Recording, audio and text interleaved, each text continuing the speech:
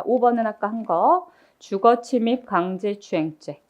주거침입 준강제추행죄에 대해서 7년 이상이 정하도록 한 거. 원래는 5년으로 규정했다가 7년으로 법을 올렸습니다. 법정형을 올렸는데 그것이 어떠냐. 좀 지나치다. 그 원칙은 과잉금지의 원칙이 아니라 비슷하지만 뭘로 검토하죠? 책임과 형벌 간 비례 원칙. 그렇죠? 나의 잘못과 죄 간의 비례 원칙이 있어야 된다라는 것인데 위반된다는 것이죠. 7년 이상이어서 집행유예를 선고할 수 없도록 하였다.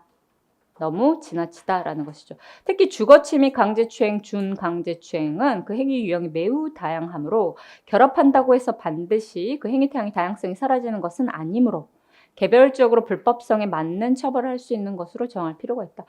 뭐든 여러분들 세분화하는 게 훨씬 좋겠죠. 진짜 나쁜 놈은 엄하게 처벌하고 덜 나쁜 놈은 가운데만큼 처벌하고 더 덜 나쁜 놈은 더 경하게 처벌하고 이렇게 세분화해서 선택지를 많이 주는 게 좋다는 거예요. 그런데 선택지 없이 무조건 7년 이상 하는 것이 책임과 형벌 간 비례 원칙이 위반된답니다.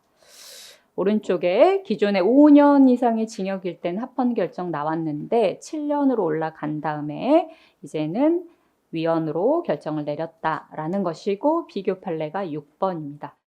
자, 65번. 남북 합의서 위반 행위로서 전단 등 살포를 하여 국민의 생명, 신체 위해를 끼치거나 심각한 위험을 발생시키는 것을 금지하고 이에 위반하는 경우 처벌하는 남북관계 발전법, 대북전단 금지법이 결론 표현의 자유를 침해한다. 너무 중요한 표현들 많이 나오죠. 이것은 결국 표현의 내용을 제한하는 결과를 가져온다. 내용 규제이므로 심사 엄격해진다. 따라서 봤더니 징역형까지 두고 있고 미수범도 처벌하고 있어서 과도하다. 표현의 자유를 침해한답니다. 다만 책임주의 원칙은 견해 대립이 있습니다. 그래서 책임주의 원칙은 출제가 안 됩니다. 3인의 위헌 의견 역시 똑같이 내용 규제로 보고 과잉 금지 원칙에 위반된다. 그 부분은 똑같죠. 그래서 여러분들은 내용 규제, 엄격 심사, 과잉 금지 원칙에 위반하여 표현의 자유를 침해했다로 정리하시면 되겠습니다. 왜 내용 규제인지는 아까 말했어요. 전단을 막아버리면 결국은 표현할 길이 없습니다. 그래서 표현 내용을 제한하는 궁극적인 결과가 된다는 겁니다. 그래서 내용 규제다.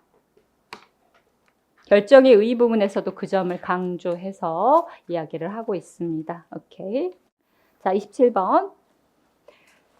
건설 근로자 퇴직 공제금은 건설 노동직의 일용자로 일하고 있던 사람이 사망한 경우에 퇴직금조로 지급하는 겁니다.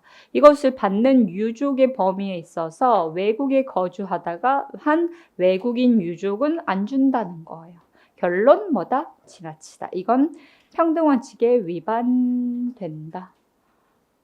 이 돈은 연금으로 주는 것도 아니고 일시금으로 준다. 그러니까 한 번 주면 되는데 뭐가 어렵냐? 그럼에도 한국에 있는 외국인 유족은 주면서 해외에 있는 외국인 유족을 안 준다는 거 차별의 합리적 이유가 없다. 평등원칙 위반된다. 결론만 아시면 되겠습니다. 자, 55번. 비용보상 청구권의 세척 기간을 무죄 판결 확정 6개월인데 이 법은 무슨 법이다? 잘 봐야지. 군사법원법. 그래서 이거는 6개월 군사법원법이고 이번에 이 판결은 위헌이 났다. 헌법에 위반된다.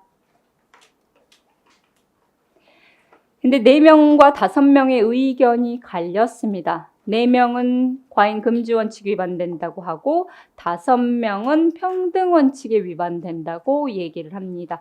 그래서 어떻게 나온다? 헌법에 위반된다로 나온다.